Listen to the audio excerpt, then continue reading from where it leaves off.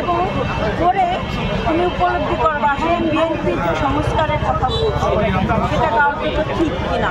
তখন তুমি তোমার ভিতরে একটা জাজমেন্ট আনবা যে বিএনপি যেগুলো বলছে কার্যত দৃশ্যত তারা সেটা করছে কিনা, এটাও জাজ করার বিষয় আছে। এবং আগামী দিনে যে ভোট হবে সেই ভোটে বাবা মাকে বলবা আমি থাকতে এবং একটা সুন্দর রাষ্ট্র যেন আমরা গঠন করতে পারি।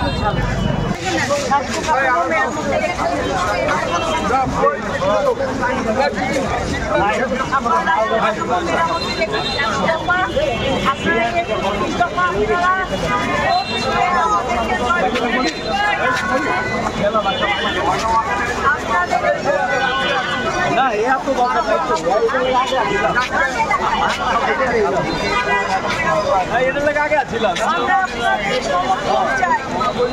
আপনারা জানেন শেষের পক্ষে থাকবেন, আপনাদের আমরা একটা সুন্দর রাষ্ট্র নির্মাণ করবো 31 দফা বাস্তবায়নের মাধ্যমে। কোনো অসুবিধার দায় যেন আপনাদের কার না লাগে, নির্মাণ করা রাষ্ট্রকে, যেটা ফ্যাসিবাদ স্বৈর শাসন তৈরি করে রাষ্ট্রকে জিম্মি করেছিল, সাংবিধানিক প্রতিষ্ঠানকে জিম্মি করেছে।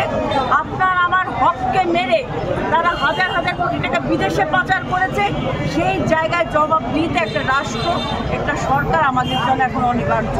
তার জন্য একটা ভোট প্রয়োজন, যে ভোটের মাধ্যমে আপনি আপনার রায় দিয়ে আপনার সরকার আপনি প্রতিষ্ঠা করবেন। আপনি কি ভোট চান না?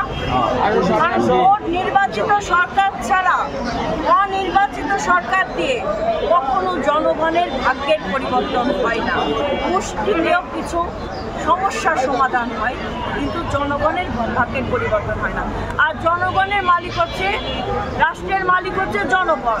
আর সে জনগণই যদি অবহেলিত থাকে, জনগণেরই যদি কোনো পরিবর্তন না হয়, ওই সরকারকে আমরা কি করব, তাই না?